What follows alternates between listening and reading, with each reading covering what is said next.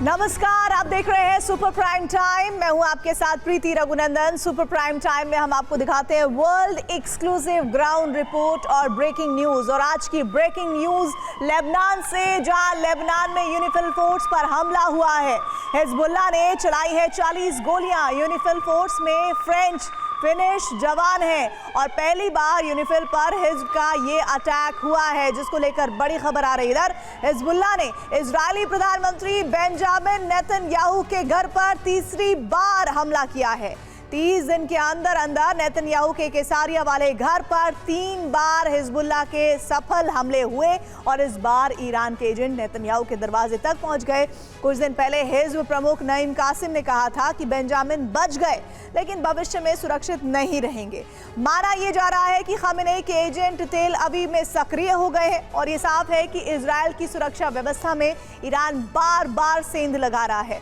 इस हमले के बाद इजरायली वायुसेना ने लेबनान पर जबरदस्त बारूद बरसाया है। देखिए कैसे नेतन्याहू के घर पर हमला और कैसे बेरूत पर बरसे इजरायली बम।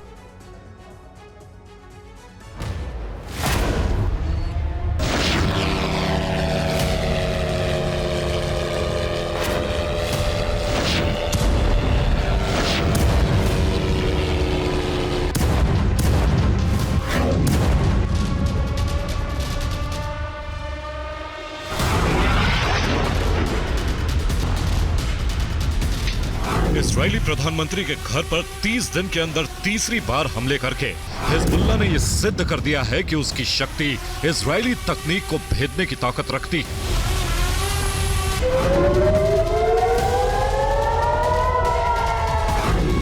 और वो जब चाहे इजरायल के वीवीआईपी घर को टारगेट बना सकता है।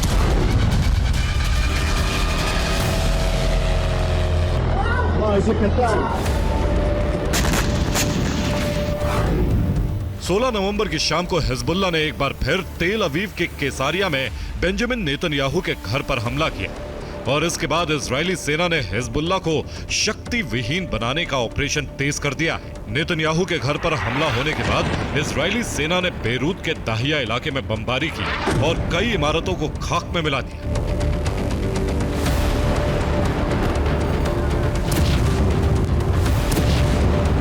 इजरायली प्रधानमंत्री के घर के सर्विलांस कैमरे में हमले की तस्वीरें रिकॉर्ड हुई। नेतन्याहू के कैसारिया वाले घर पर फ्लेयर बम से हमले किए गए।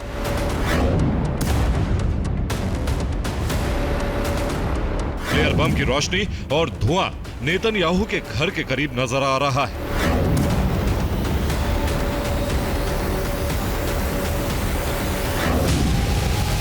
इजरायली आर्मी के रेडियो की रिपोर्ट है कि नेतन्याहू के घर पर 2 फ्लेयर बम दागे गए। इस हमले में कोई नुकसान नहीं हुआ है। नेतन्याहू और उनका परिवार हमले के वक्त घर में मौजूद नहीं था।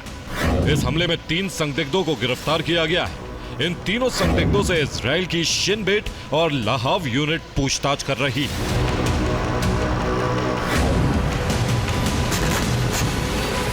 माना जा रहा है कि ईरान और हिजबुल्लाह के एजेंट्स ने नेतन्याहू के घर पर हमला किया है।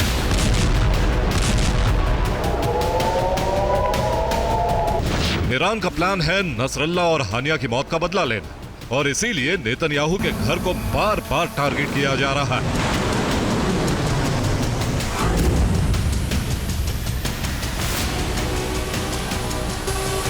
हिजबुल्लाह ने तीसरी बार नेतन्याहू के घर पर सफल हमला किया है। हैरत की बात यह है कि प्रधानमंत्री के घर की रोड पर भी सुरक्षा रहती है, तो हमलावर कैसे बंगले के इतने करीब पहुंच गए?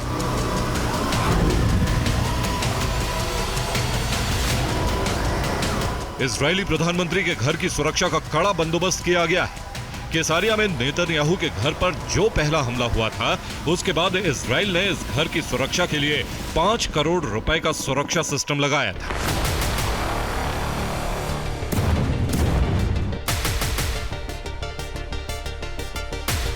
इसके तहत 5 लेयर का सुरक्षा तंत्र तैयार किया गया था। पहली लेयर में आयरन डोम को तैनात किया गया था। दूसरी लेयर में अमेरिकी एयर डिफेंस सिस्टम पेट्रियट है। तीसरी लेयर में इजरायल ने अपने स्वदेशी air defence system David sling को लगा रखा है। चौथी लेयर में इजरायल की ड्रोन गन आर्मी मुस्तैद है। पांचवी और अंतिम लेयर में ड्रोन के काल ड्रोन किलर लेजर है।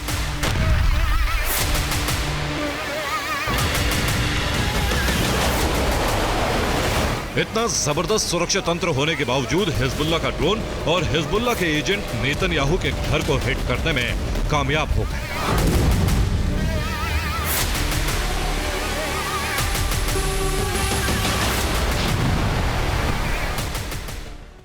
16 नवंबर को इजराइल के प्रधानमंत्री के कैसारिया वाले घर पर हमला किया गया और यह तीसरा अटैक था और हमला हिजबुल्लाह के एजेंट्स ने किया। नेतन्याहू के घर पर फ्लेयर्स दागे गए।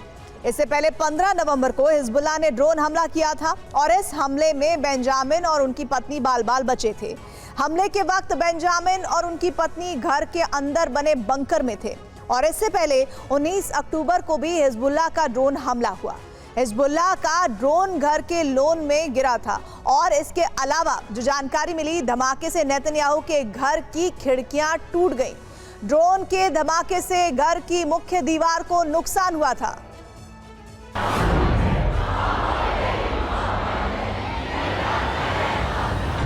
हिजबुल्लाह के हमलों में हाइफा का एक सिनेगॉग यानी यहूदी प्रार्थना स्थल तबाह हो गया।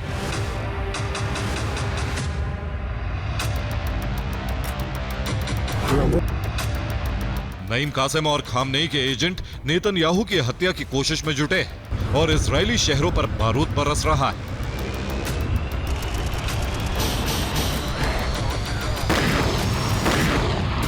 इजराइल ने हिजबुल्लाह को शक्तिहीन बनाने के लिए अपना ऑपरेशन नॉर्दर्न एरोज तेज कर दिया है।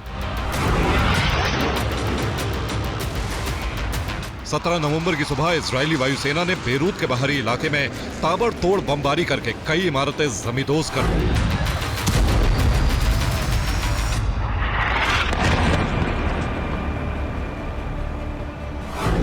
इजराइल के हमले से बेरूत की इमारत पूरी तरह जमींदोज हो गई।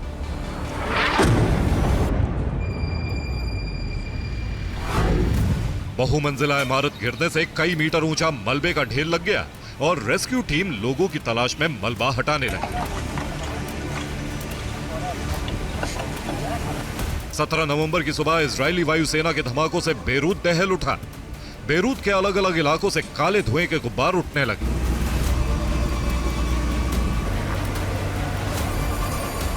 इजरायली हमलों से बेरूत की स्काई लाइन पर धुआं ही धुआं नजर आने लगा।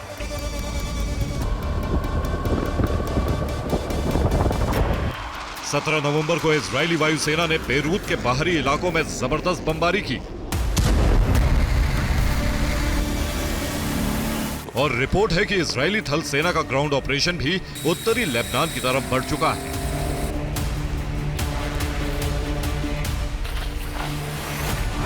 इजरायली थल सेना ने बॉर्डर से 5 किलोमीटर दूर हिजबुल्लाह के हथियार गोदाम वाले चामा गांव पर कब्जा कर लिया। सेना प्रमुख ने कहा है कि थल सेना लेबनान के बहुत अंदर तक दाखिल हो चुकी और हिजबुल्लाह के ठिकानों को तबाह कर रही है। इजरायली सेना प्रमुख ने यह भी दावा किया कि लेबनान में इजरायली सेना का ऑपरेशन करीब करीब पूरा हो चुका है।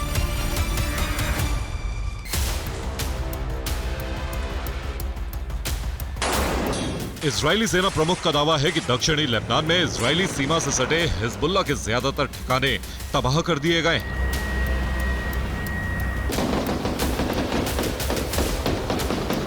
लेकिन सीमा के नजदीक से और इजराइल के अंदर हिजबुल्लाह के हमले साफ संकेत दे रहे हैं कि उसकी ताकत पर ज्यादा असर नहीं पड़ा है।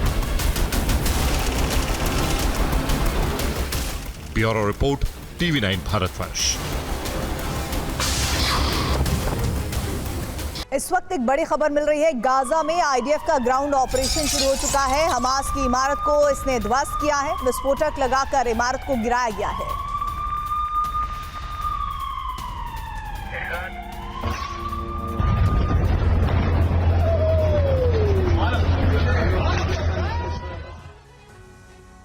अमेरिका में चुनाव के नतीजे आने के बाद से दुनिया के 2 मोर्चों पर चल रही जंग ने नई रफ्तार पकड़ ली है। रूस यूक्रेन में बड़ी जीत की कोशिश में है, तो वहीं हिजबुल्लाह और हमास ने भी इजराइल पर ताबड़तोड़ हमलों की शुरुआत कर दी है। शनिवार को इजराइल पर 130 मिसाइलों से प्रहार किया गया। इजराइल के मजबूत एयर डिफेंस को आसानी से भेद कर कई रॉकेट, मिसाइल और ड्रोन इजरायली सीमा में दाखिल हुए और धमाकों से जबरदस्त तबाही हुई। दावा किया जा रहा है कि हिजबुल्लाह अब रूस और नॉर्थ कोरिया के आधुनिक हथियारों से हमले कर रहा है और इसीलिए एयर डिफेंस सिस्टम नाकाम हो रहे हैं।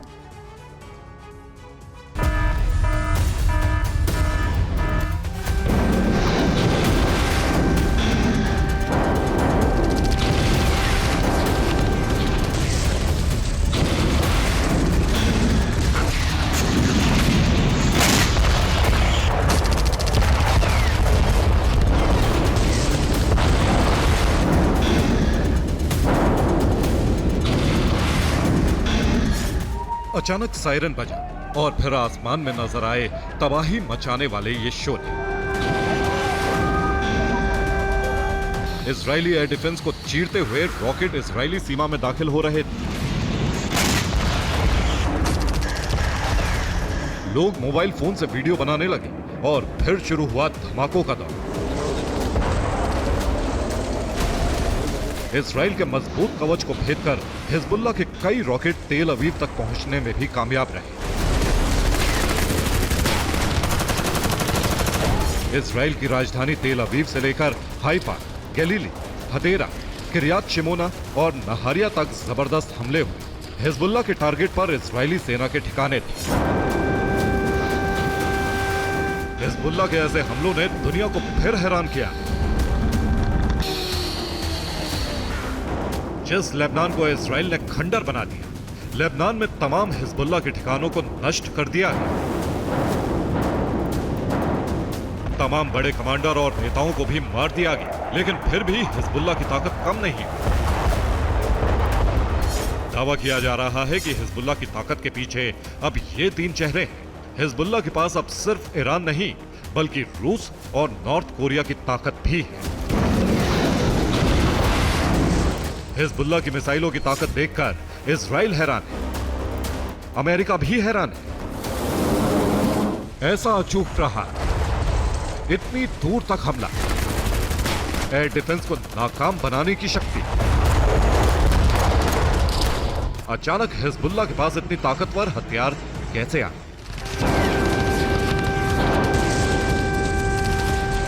रिपोर्ट के मुताबिक हिजबुल्लाह के पास नई मिसाइल और रॉकेट का जखीरा है। सीरिया के रास्ते नए ड्रोन भी हिजबुल्लाह तक पहुंचाए गए। रॉकेट और ड्रोन आयरन डोम को नाकाम करने में सक्षम है। रिपोर्ट के मुताबिक नसरल्लाह की मौत के बाद हिजबुल्लाह के हौसले को बढ़ाने के लिए ही सीरिया से ताकतवर रॉकेट और मिसाइलों की सप्लाई की गई है।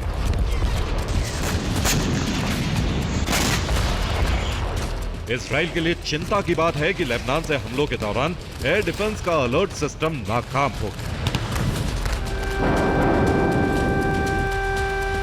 वॉर एक्सपर्ट्स के मुताबिक इससे हथियारों में रूस की तकनीक के इस्तेमाल का संकेत मिल रहा है।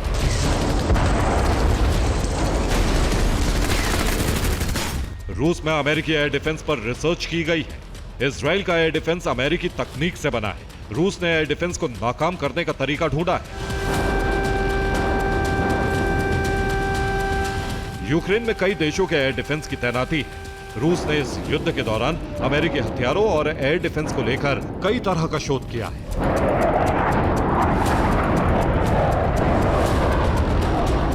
अब माना जा रहा है कि रूस की मदद से ही सीरिया में ऐसी मिसाइलें डेवलप हुई हैं जो इजरायली एयर डिफेंस को नाकाम कर रही हैं।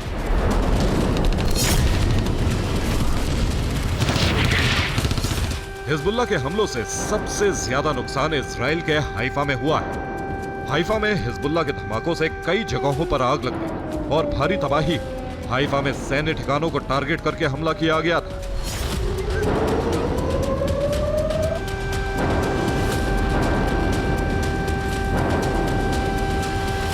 इजरायली एयर डिफेंस से कई मिसाइल और ड्रोन गिरा दिए गए, नहीं तो तबाही और बड़ी होती। हिजबुल्लाह ने हाइफा में एक गैस स्टेशन को निशाना बनाया। ये इजरायली सेना का गैस स्टेशन था। हिजबुल्लाह ने पहली बार इस इलाके में हमला किया। रॉकेट धमाके से गैस स्टेशन को काफी नुकसान पहुंचा है। ये गैस स्टेशन लेबनान की सीमा से सिर्फ 40 किलोमीटर दूर था। हिजबुल्लाह ने इजरायल के रमीम बेस को भी निशाना बनाया। यहाँ इन्फेंट्री ब्रिगेड की तैनाती है। हमले में इन्फेंट्री ब्रिगेड के कमांड पोस्ट को काफी नुकसान हुआ है। बेस पर मौजूद सेना के कई वाहन नष्ट हुए हैं।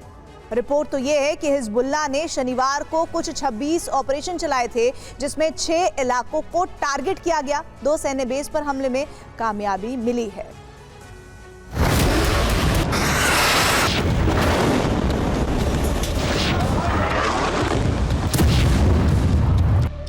डोनाल्ड ट्रंप ने ऐलान कर दिया है कि सत्ता संभालते ही दुनिया में युद्ध रुकवाने की मुहिम शुरू होगी। पुतिन ने इसके लिए यूक्रेन पर ताबड़तोड़ हमलों की शुरुआत कर दी।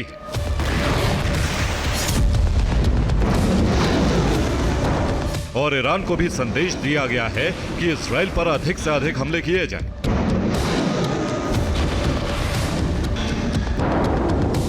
हिजबुल्लाह के साथ गाजा में अल कासम ब्रिगेड के हमले भी तेज हो गए।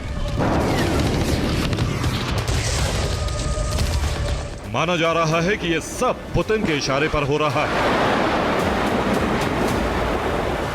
पुतिन चाहते हैं कि इजराइल को ज्यादा से ज्यादा नुकसान हो। लेबनान भेजे गए हथियारों का इस्तेमाल हो।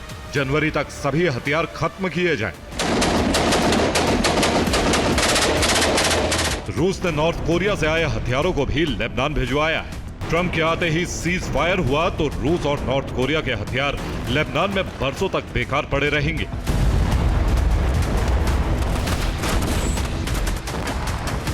यही वजह है कि अब हमलों की रफ्तार तेज करने को कहा गया है। ईरान ने सभी प्रॉक्सी संगठनों को एक्टिव कर दिया है। गाजा और लेबनान से इजराइल पर हमलों की शुरुआत हुई है। सीरिया और यमन से भी इजराइल को दहलाया जा रहा है।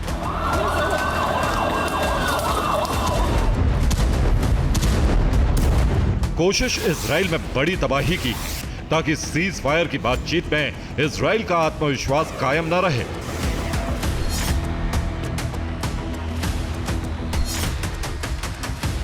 इजराइल हिजबुल्लाह और हमास नेताओं की शर्तों को भी माने और समझौता ऐसा हो जैसा ईरान और रूस चाहते हैं। दूसरी तरफ बाइडेन किसी भी कीमत पर इजराइल और यूक्रेन को कमजोर नहीं होने देना चाहते। यही वजह है कि हिजबुल्लाह के हमलों के बाद पेंटागन में बैठक हुई। इजराइल की सुरक्षा बढ़ाने पर नई रणनीति तैयार हुई। इजराइल के एयर डिफेंस की समीक्षा भी की गई।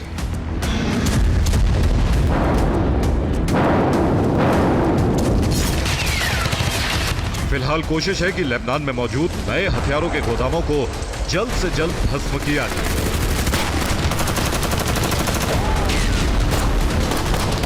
सीरिया लेबनान सीमा पर इजराइल ने निगरानी बढ़ा दी ताकि और हथियार लेबनान न पहुंच सके। Bureau report TV9 Bharat. बड़ी खबर इस वक्त मिल रही है। बेरूत में इजरायली वायुसेना का हमला हुआ है। हिजबुल्लाह की इमारत पर गिराया गया है बम। हिजब की इमारत हमले में धराशायी हो गई है।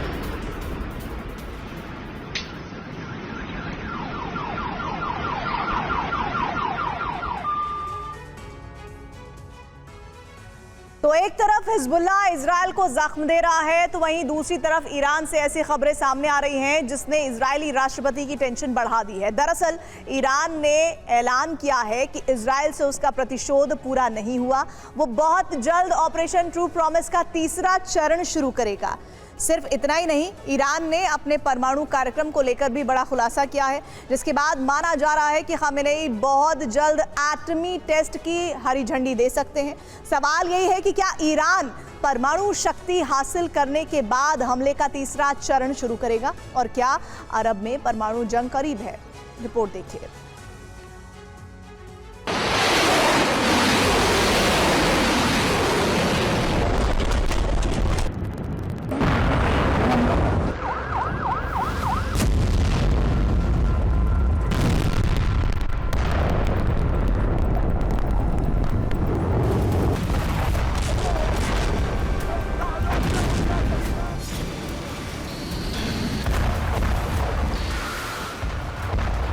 इजराइल एक बार फिर ऐसे ही दहलेगा। उसके शहरों पर फिर एक बार ऐसी ही बारूदी बारिश होगी जैसी 1 अक्टूबर की रात हुई थी।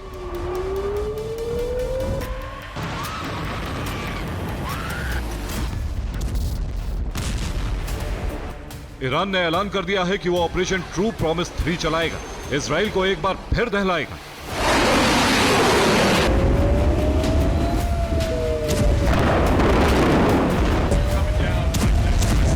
इस बात का ऐलान किसी और ने नहीं बल्कि खुद ईरान के विदेश मंत्री ने किया है। ईरानी विदेश मंत्री ने साफ कर दिया है कि खामनेई ने बेंजामिन नेतन्याहू और उनके मुल्क को बख्शा नहीं।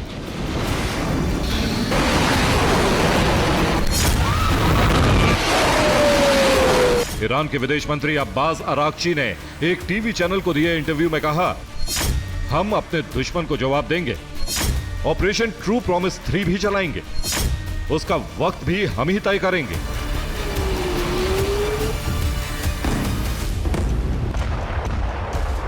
दरअसल ईरान ने 1 अक्टूबर को इजराइल पर मिसाइल वर्षा की थी, जिसके बाद इजराइल ने 26 अक्टूबर को ईरान पर फाइटर जेट से बम बरसाए थे। यह हमले ईरान की मिलिट्री साइट पर करने का दावा किया गया था।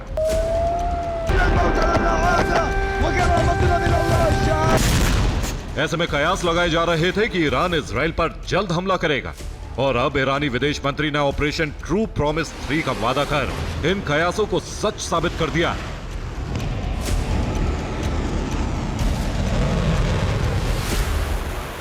लेकिन सवाल है कि ईरान को प्रतिशोध के लिए किस चीज का इंतजार है? आखिर वो कौन सी शक्ति है जिसने ईरान को इंतकाम लेने से रोका हुआ है?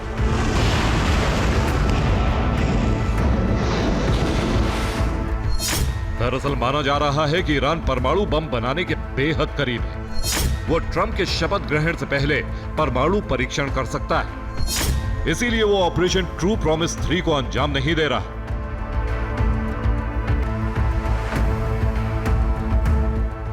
ईरान अपने परमाणु कार्यक्रम को लेकर बेहद आश्वस्त है। उसे यकीन है कि ईरानी वैज्ञानिक किसी भी वक्त परमाणु बम तैयार होने की खुशखबरी दे सकते हैं, जिसके मिलते ही वो टेस्ट कर परमाणु शक्ति हासिल कर लेगा।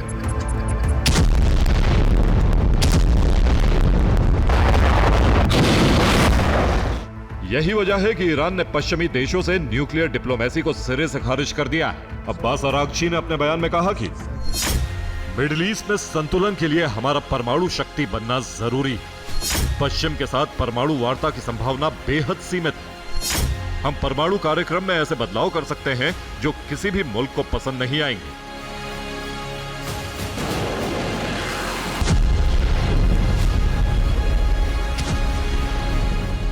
ईरान का यह आत्मविश्वास और भरोसा ही है जो उसके परमाणु कार्यक्रम के लगभग पूरा होने पर मोहर लगा रहा है। हालांकि 4 महीने पहले आई IAEA की रिपोर्ट में भी ईरानी परमाणु कार्यक्रम को लेकर बड़ा खुलासा किया गया था। इस रिपोर्ट में दावा किया गया था कि ईरान परमाणु शक्ति बनने से महज एक कदम दूर है।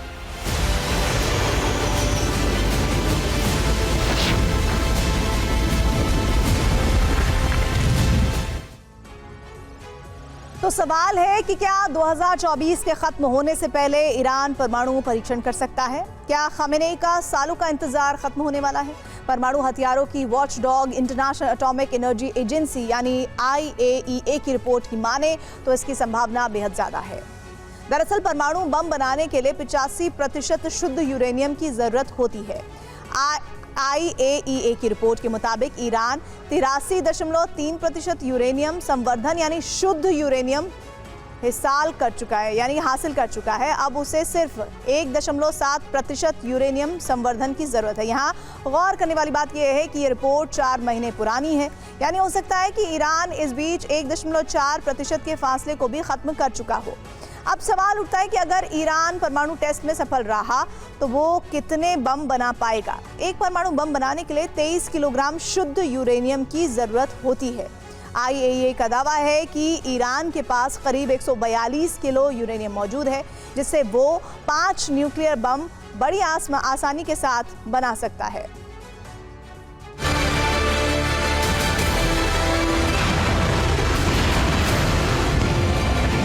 परमाणु शक्ति को लेकर ईरानी सरकार और विपक्ष उत्साहित है। ईरानी संसद में लगातार एटमी परीक्षण की मांग उठ रही है।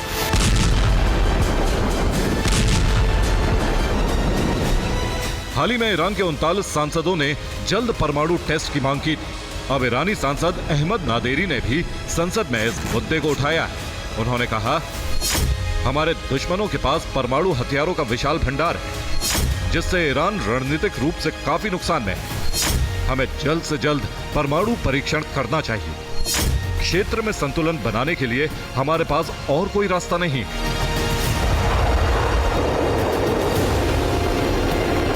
ईरान से आ रहे संकेत चीख चीख कर कह रहे हैं कि खामनेई परमाणु शक्ति हासिल करने के बेहद करीब है। ऐसे में पश्चिमी देश भी एक्शन में आ गए हैं।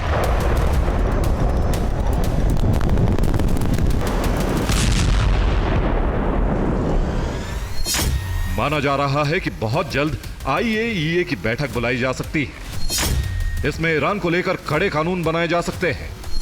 साथ ही उसके परमाणु कार्यक्रम को लेकर बड़ा फैसला लिए जाने की संभावना है। हालांकि ईरान पहले ही यह साफ कर चुका है कि अगर उसके खिलाफ कड़े कदम उठाए गए तो वह परमाणु विकास कार्यक्रम को और तेज कर देगा। एक्सपर्ट्स की माने तो परमाणु शक्ति हासिल करते ही ईरान इजराइल पर अब तक का सबसे बड़ा हमला करेगा, जिसकी तैयारी भी ईरान ने करनी शुरू कर दी।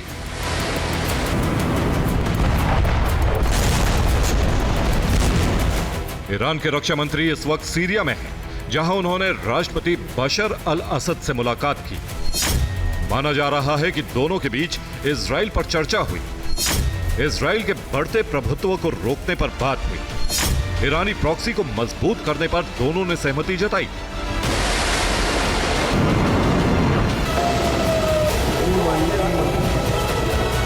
ईरान एक तरफ हमले की तैयारी में है, वहीं दूसरी तरफ सुरक्षा के लिए उसने S-400 तैनात कर दिया।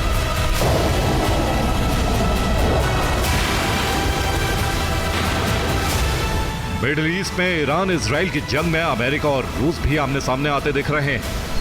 दरअसल अमेरिका ने इजराइल की रक्षा के लिए P-52 बॉम्बर को भेजा है, तो वहीं रूस ने भूमध्य सागर में अपने फ्रिगेट को भेज दिया।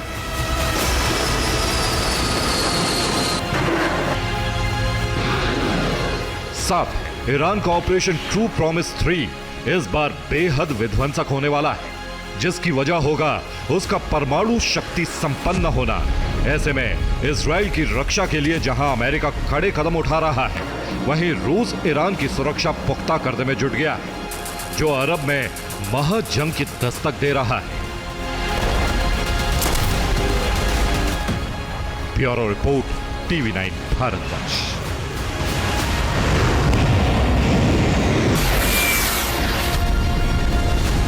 क्या ज़ेलेंस्की ने अपनी हार स्वीकार कर ली है? क्या ट्रंप शासन शुरू होने से पहले ही यूक्रेन का अंत हो जाएगा? क्या जनवरी से पहले ही यूक्रेनी सेना सरेंडर करने जा रही है? ये सवाल तब उठ खड़े हुए हैं जब ज़ेलेंस्की ने एक इंटरव्यू में चौंकाने वाला बयान दे दिया। ज़ेलेंस्की जब साक्षात्कार दे रहे थे, तब रूसी सेना कीव समेत यूक्रेन के 1 दर्जन शहरों को बुरी तरह से दहला रही थी। 2 महीने में रूसी सेना ने पहली बार ऐसा हमला किया है।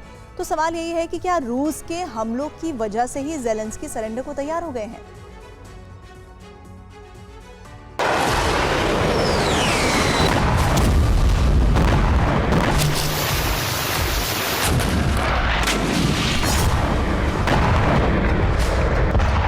ये पहली बार है जब यूक्रेन के राष्ट्रपति व्लादिमीर ज़ेलेंस्की ने एक इंटरव्यू में सार्वजनिक तौर पर स्वीकार कर लिया है कि युद्ध खत्म होने जा रहा है।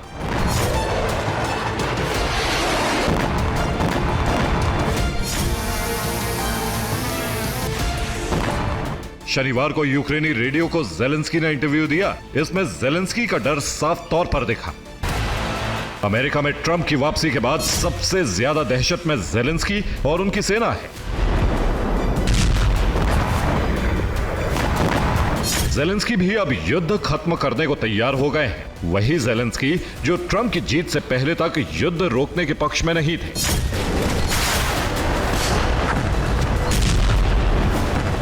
सवाल यही है कि आखिर ज़ेलेंस्की का हृदय परिवर्तन क्यों और कैसे हुआ? ज़ेलेंस्की युद्ध विराम के लिए तैयार क्यों हो गए? इसके पीछे एक नहीं बल्कि कई कारण हैं।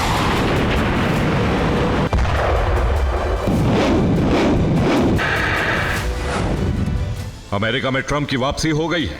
ट्रंप युद्ध के खिलाफ हैं। ट्रंप कई बार कह चुके हैं कि वो युद्ध खत्म करवा कर ही मानेंगे। ट्रंप का मानना है कि यूक्रेन को सैन्य मदद की वजह से अमेरिकी अर्थव्यवस्था को नुकसान पहुंच रहा है। यही वजह है कि ट्रंप के आने के बाद न सिर्फ अमेरिका बल्कि नाटो ने भी हथियार सप्लाई करीब करीब रोक दी है। पेंटागन ने साफ कर दिया है कि यूक्रेन बातचीत के जरिए युद्ध विराम करेगा। मतलब जेलेंस्की के लिए संदेश साफ है, यूक्रेन के पास अब जंग लड़ने के लिए ना हथियार हैं और न ही पर्याप्त सैनिक। जेलेंस्की और उनकी सेना हार या सरेंडर के करीब पहुंच गई है।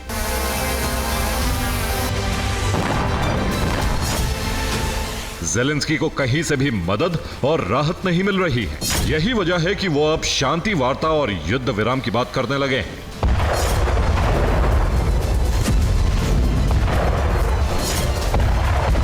नाटो से मदद नहीं मिल रही है, ट्रंप से उम्मीद करना ही बेकार है, इसलिए यूक्रेन तबाह होने के लिए मजबूर है।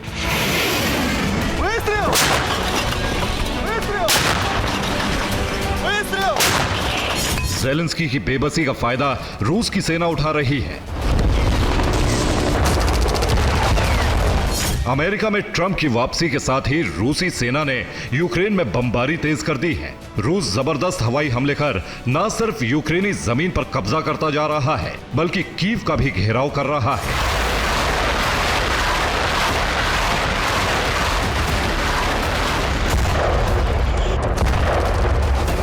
बीती रात रूस ने यूक्रेन में इतना जबरदस्त हमला किया कि कीव समेत पूरा यूक्रेन बुरी तरह से दहल उठा।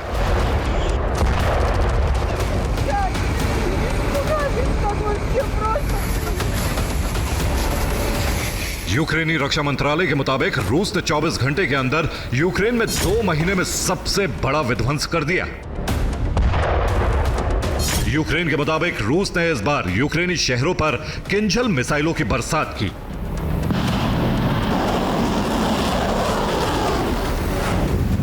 जेलेंस्की ने कहा कि रूस ने यूक्रेन में 120 मिसाइलें और 90 ड्रोन फायर किए। इसी बारूदी वर्षा के बाद कीव समेत यूक्रेन के 1 दर्जन शहर विनाश की आग में बुरी तरह से जलने लगे। रूस का यह हमला इतना भयावह था कि यूक्रेन का पड़ोसी और रूस का दुश्मन पोलैंड भी खौफ से भर गया।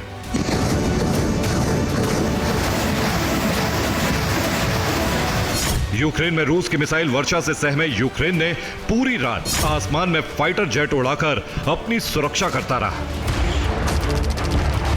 रूस ने सबसे भीषण हमला यूक्रेन की राजधानी कीव में किया।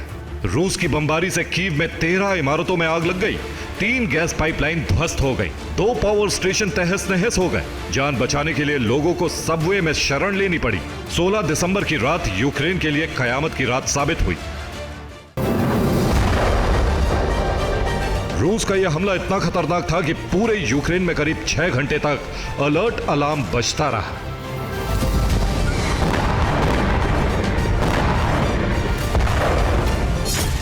खेरसोन में रूसी ड्रोन ब्रिगेड ने उस इमारत को उड़ा दिया जिसमें यूक्रेनी सैनिक छिपे हुए थे। पोलतावा में रूस ने यूक्रेन के हथियार गोदाम को जला दिया। मिकालेव में रूसी बमबारी से यूक्रेन के 3 ठिकाने ध्वस्त हो गए। डोनेत्स्क में भीषण हमला करते हुए रूस ने एक बड़े इलाके पर कब्जा कर लिया। रूसी नौसेना ने ओडेसा पोर्ट को टारगेट किया। हमले में पोर्ट को बड़ा नुकसान पहुंचा है।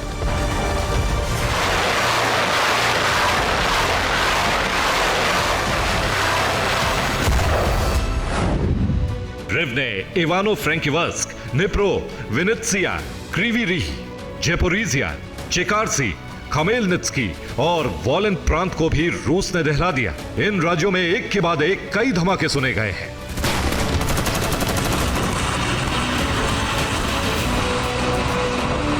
रूस के हमले की वजह से यूक्रेन में 1 दर्जन लोगों की मौत हो गई, 20 से ज्यादा लोग घायल हैं।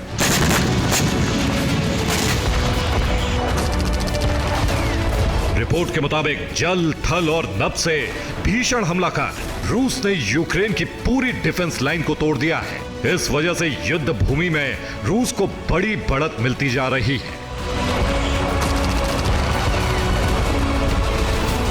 अलग थलग और कमजोर पड़ी यूक्रेनी सेना भी गुरिल्ला हमले कर रही है, लेकिन अब उसे अपनी हार साफ नजर आ रही है।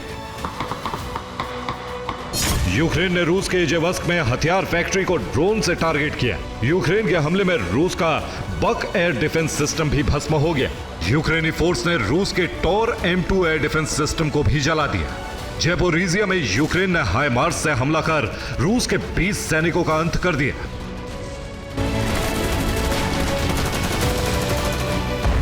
यूक्रेन प्रयास तो कर रहा है, लेकिन सच ये है कि हालात ऐसे हैं कि अब उसे सरेंडर से कोई नहीं बचा सकता। यूक्रेन युद्ध में अकेला और निहत्था पड़ गया है। उधर पुतिन और उनकी सेना व्हाइट हाउस में ट्रंप की एंट्री से पहले ही पूरे पूर्वी यूक्रेन पर कब्जा करना चाह रही है, ताकि अगर ट्रंप युद्ध विराम करवाएं तो ये रूस की शर्तों पर। Bureau report, TV9 Bharatvarsh. America की सत्ता में ट्रंप की वापसी को रूस यूक्रेन युद्ध के बीच सीज फायर के तौर पर देखा जा रहा है, लेकिन आशंका है कि ट्रंप यूक्रेन पर सीज फायर का दबाव बनाने समेत उसे अपनी जमीन छोड़ने पर मजबूर कर सकते हैं। ऐसे में यूक्रेन ने कुर्स्क का ऑपरेशन तेज कर दिया है ताकि रूस पर दबाव बनाया जा सके, जबकि पुतिन ने कुर्स्क में पूरी ताकत झोंकनी शुरू कर दी है, क्योंकि कुर्स्क को जनवरी से पहले या जनवरी की शुरुआती तरफ में ये कहा जा रहा है कि आजाद कराने का लक्ष्य रखा गया है। देखिए, बैटल ऑफ कुर्स्क पर क्या है पुतिन की रणनीति और ग्राउंड जीरो पर हालात आखिर हैं क्या।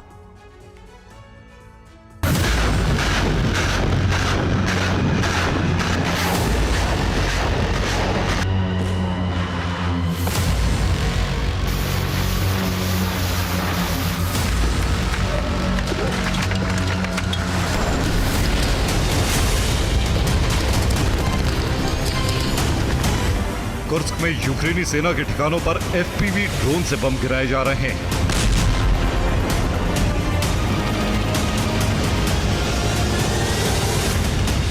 कुर्स्क के अलग अलग इलाकों में यूक्रेन के मोर्चों पर रूसी वायुसेना हमले कर रही है।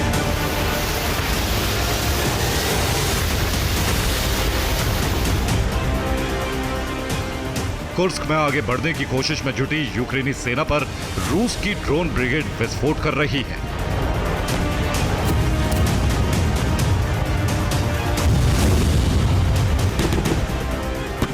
जंगलों में छिपकर रूसी सेना पर हमले कर रही यूक्रेनी ब्रिगेड पर बारूद बरसाया जा रहा है।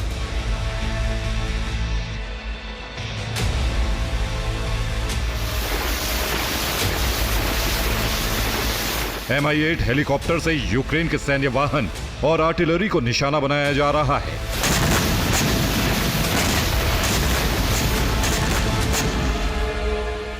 लेकिन यूक्रेन की सेना को मिशन दिया गया है जनवरी तक कुर्स्क की ज्यादा से ज्यादा जमीन पर कब्जा जमा लिया जाए।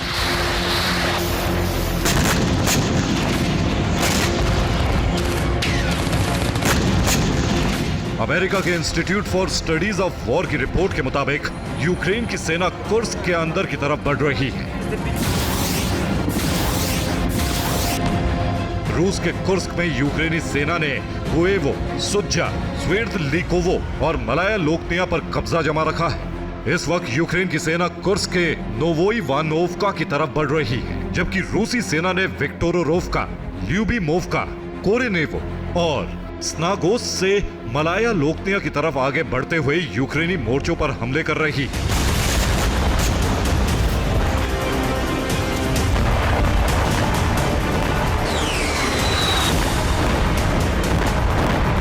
एस्टोनिया इंटेलिजेंस एजेंसी की रिपोर्ट है कि कुर्स्क में जंग और तेज होने वाली है।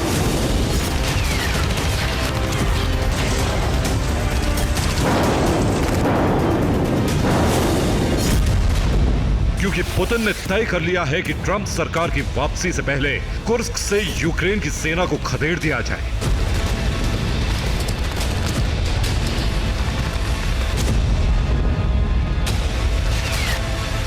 फिलहाल कुर्स्क में उतारने के लिए 50,000 सैनिक रिजर्व रखे गए। इनमें 10,000 सैनिक नॉर्थ कोरिया के, इसके अलावा कुछ मर्सनरी लड़ाकों की ट्रेनिंग पूरी हो चुकी है।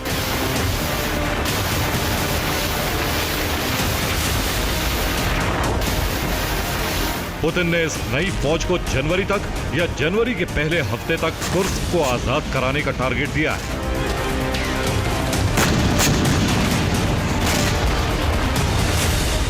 क्योंकि माना जा रहा है कि ट्रंप की सत्ता वापसी के साथ ही यूक्रेन के सामने युद्ध विराम की शर्त रखी जाएंगी और पुतिन नहीं चाहते ऐसी स्थिति में रूस की जमीन पर यूक्रेन का कब्जा हो और ज़ेलेंस्की रूस पर दबाव बनाने की कोशिश करे।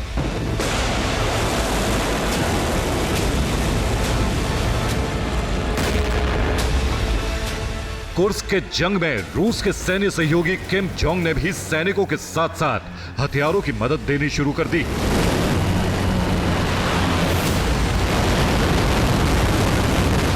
कुर्स्क की जंग के लिए किम ने 70 आर्टिलरी सिस्टम मॉस्को भेजे। इनमें 50 north Korean self propelled howitzer, इसके अलावा 20 MLRS भेजे गए।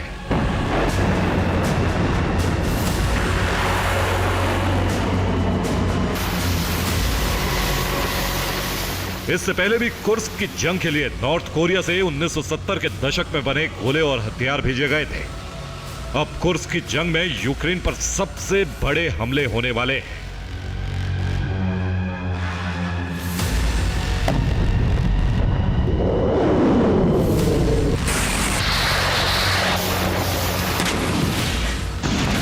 कुर्स्क में यूक्रेन ने ऑपरेशन रूस पर दबाव बनाने और ईस्टर्न फ्रंट लाइन से सेना हटवाने के लिए शुरू किया था, लेकिन अमेरिकी मरीन कमांडो की रिपोर्ट है इससे यूक्रेन को ही नुकसान हुआ है।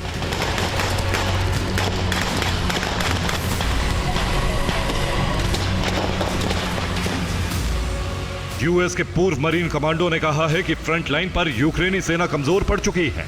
रिपोर्ट के मुताबिक ईस्टर्न फ्रंट लाइन से यूक्रेन का नियंत्रण खत्म हो चुका है। रूसी सेना खार्किव और ज़ेपोरिजिया की तरफ बढ़ रही है।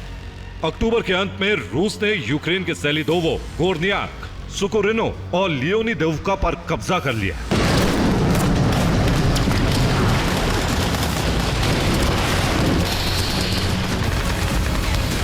इसी हफ्ते रूसी सेना ने डोनबास के स्टेपानोव्का और रिवनेपोल पर कब्जा कर लिया। मरीन कमांडो की रिपोर्ट में कहा गया है कि कुर्स्क में भी यूक्रेनी सेना बहुत दिन तक नहीं टिकने वाली है।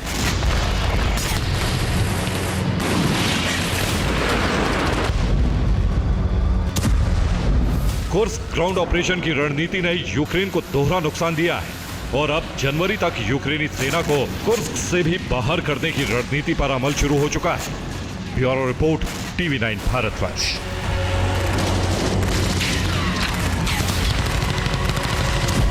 बीते एक हफ्ते से हूती बेहद आक्रामक है। हाल ही में उसने अमेरिकी युद्धपोत USS अब्राहम लिंकन को काफी नुकसान पहुंचाया था और अब इजरायल के शहरों पर बैलिस्टिक और ड्रोन हमले कर रहा है। हूती की शक्ति से अमेरिकी थिंक टैंक भी हैरान है। माना जा रहा है कि अरब में हूती डोनाल्ड ट्रंप के लिए सबसे बड़ी चुनौती बनने वाला है।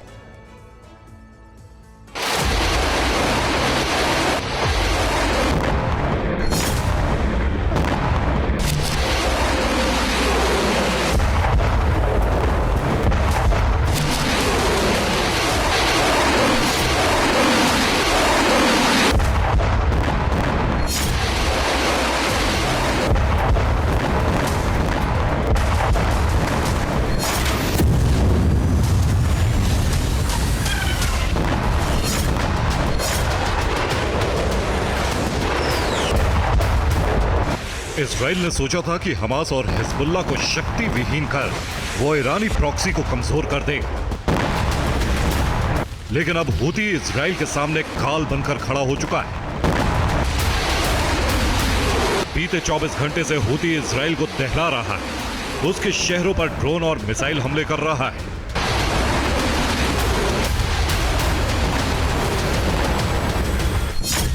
हूती ने इजराइल के इलात और शितिम शहर पर हमला किया। हूती ने यहां 8 ड्रोन और 6 बैलिस्टिक मिसाइलें दागी। इजराइल पर हूती ने यह हमले 2 चरण में करने का दावा किया है।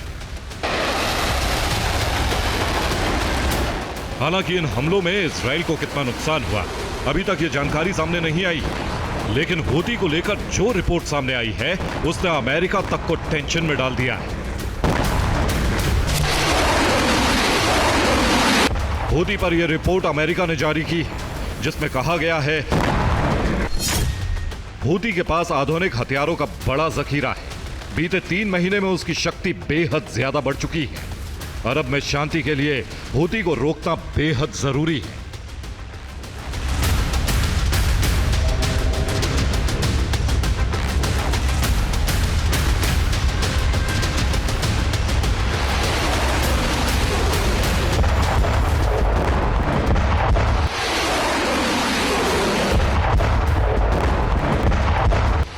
महज 5 दिन पहले हूती ने अरब सागर और लाल सागर में ऐसा हमला किया जिसने सभी को चौंका दिया था।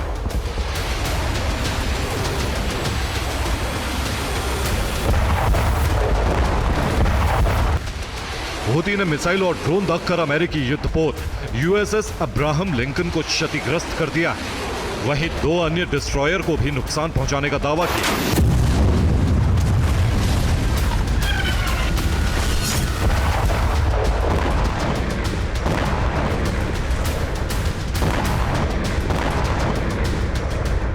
इस हमले के बाद से हूती के हथियार जखीरे को लेकर दुनिया हैरान है।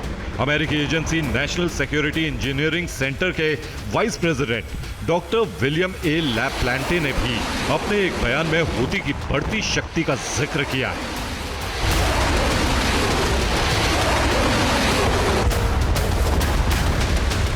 उन्होंने एक कार्यक्रम के दौरान कहा, मैं एक इंजीनियर और भौतिक वैज्ञानिक हूं। मेरा पूरा करियर मिसाइलों से जुड़ा रहा है। पिछले 6 महीने में हूती ने जो कुछ किया है उसे देखकर मैं बहुत ज्यादा हैरान हूं।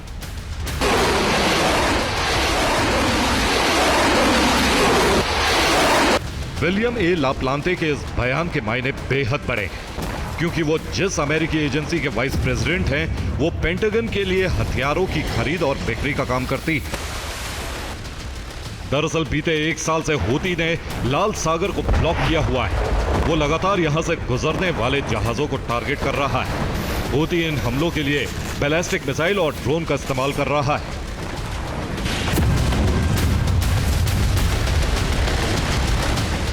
लेकिन सवाल है कि हूती को यह शक्ति कहां से मिली?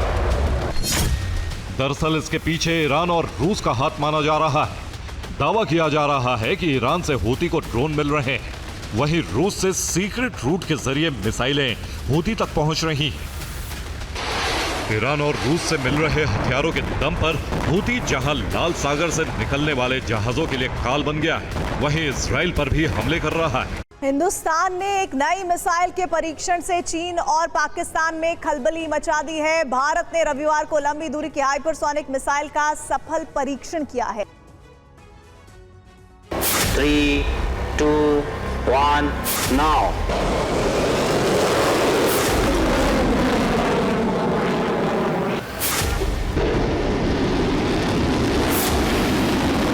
यूक्रेन में जिन मिसाइलों के आगे नाकाम रहे अमेरिकी एयर डिफेंस, वही मिसाइल अब हिंदुस्तान के पास है।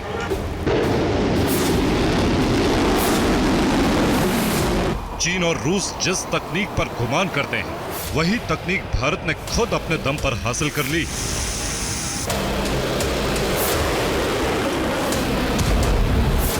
हिंदुस्तान ने ऐसा सरप्राइज दिया है कि चीन और पाकिस्तान छोड़िए, अमेरिका भी हैरान।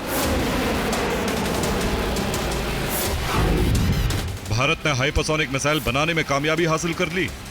मिसाइल का पहला टेस्ट पूरी तरह कामयाब रहा। हिंदुस्तान हाइपरसोनिक ताकत रखने वाले देशों में शामिल हो गया है।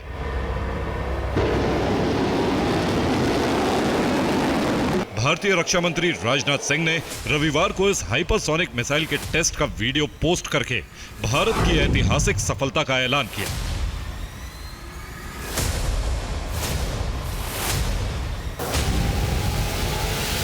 पहले काउंटडाउन खत्म हुआ और फिर आसमान छूने लगी एक मिसाइल। 3, 2, 1, now. ये भारत के लिए एक ऐतिहासिक पल था। मिसाइल भारतीय वैज्ञानिकों के उम्मीद पर खरी उतरी और हिंदुस्तान की आन बान शान में एक नया सितारा लग गया।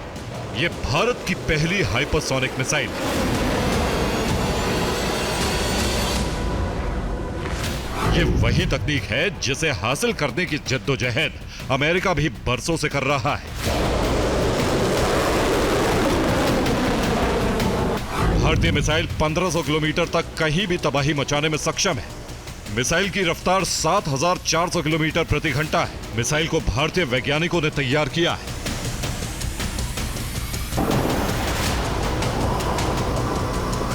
यह मिसाइल भारत के दुश्मनों की फिक्र बढ़ाने वाला इसलिए है क्योंकि इसे दुनिया का कोई एयर डिफेंस रोक नहीं सकता। भारत अब हाइपरसोनिक मिसाइल से 1500 किलोमीटर दूर तक परमाणु हमला करने में सक्षम हो गया।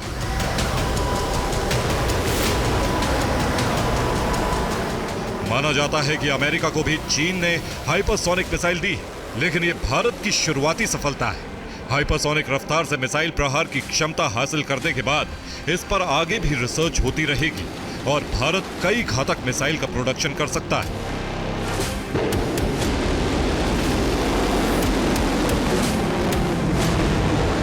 हाइपरसोनिक मिसाइल आधुनिक युग का ब्रह्मास्त्र कहा जाता है और दुनिया के ताकतवर देशों की लिस्ट में बने रहने के लिए जरूरी था कि भारत के हथियारों के गोदाम में भी हाइपरसोनिक मिसाइल हो।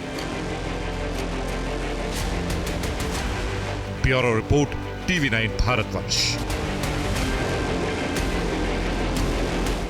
आज हमने आपसे 3 सवाल पूछे थे, देखते हैं प्रोबो देश का ओपिनियन मीटर क्या कहता है। क्या नए साल पर आरबीआई को मिलेगा नया डिप्टी गवर्नर? 40% yes, 60% no. क्या कर्नाटक में जाति जनगणना के आंकड़े सार्वजनिक होंगे? 75% यस, 25% नो। क्या एसबीआई 600 नई ब्रांच खोलेगा? 65% यस, 35% नो।